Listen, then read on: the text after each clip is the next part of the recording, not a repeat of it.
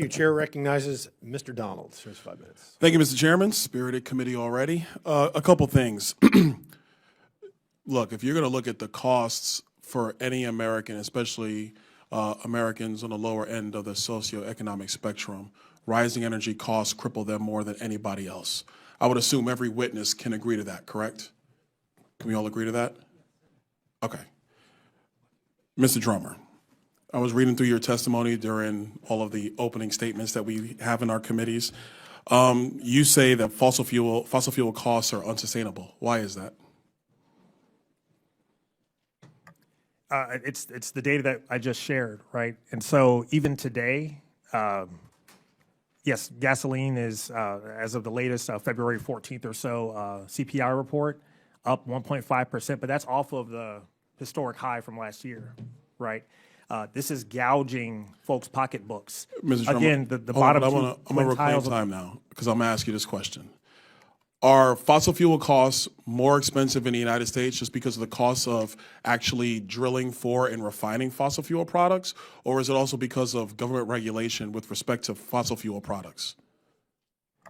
The bottom 2 quintiles of earners pay 15 to 25% of their income. But I'm asking you what makes it more expensive. Is it just purely the procurement costs of fossil fuel, or is it also the regulatory burdens on fossil fuel? It is the global fossil fuel market that we do not control. When there is chaos happening in Europe and Ukraine because of Russia's invasion, that hits American pocketbooks. People have been drilling for oil and using gasoline long before Vladimir Putin went into Ukraine. We've seen rises and falls in gasoline prices. Let me ask you this.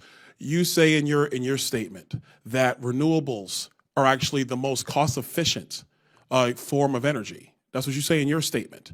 Is that because renewable energy is largely subsidized by most nations in the world, or is that because the actual per unit cost is being borne by the consumer? Is it the subsidy, or is it the full cost? What makes it most cost-efficient? This is a great point you bring up, Representative, because actually fossil fuels are heavily subsidized, more so than renewables right now, and still renewables are more price competitive. I'm not sure what you're talking about, Mr. Drummer. You need to go back and check your facts. I'll be happy to share the data with you after real quick. Year. I want to move on to a couple of things. Do you think we need more refineries in the United States, yes or no? Absolutely not. So you do realize that without more refineries in the United States, the cost of fuel for all citizens, especially those at the lower 2 quartiles of the socioeconomic spectrum, are going to suffer as a result. You do realize that. Fossil fuel markets are a global market. We do not control the price of oil in the U.S. But you do realize, cannot drill our way out of. You do realize that the supply of oil that goes to refineries in the United States, if you limit the capacity of refineries or continue to not allow them to expand, or to actually get the necessary maintenance, they're going to have less output capacity in the United States, which means all the products we use with fossil fuels, not just gasoline, the very glasses you wear, the very contact lenses I'm wearing, those are derivatives of oil and petroleum as well.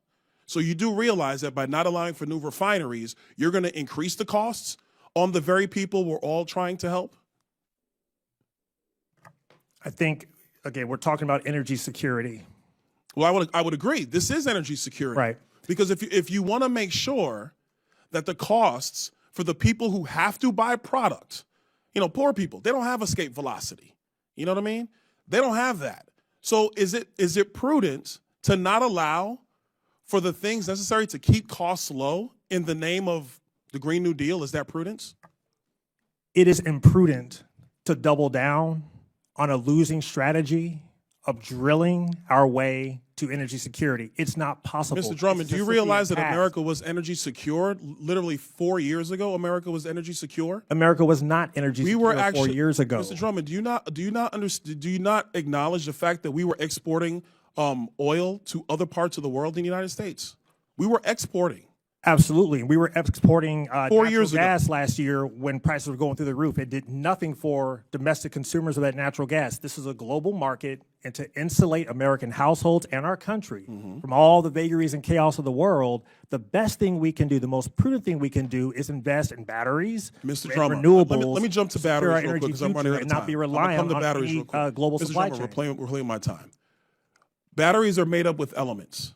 You need elements to actually create batteries. Rare earth minerals. Do you acknowledge that most of the rare earth minerals and cobalt are being mined in other parts of the world, mostly with African child slave labor by the Chinese? Do you acknowledge that? I am crystal clear. And do you acknowledge? Do you think that's okay?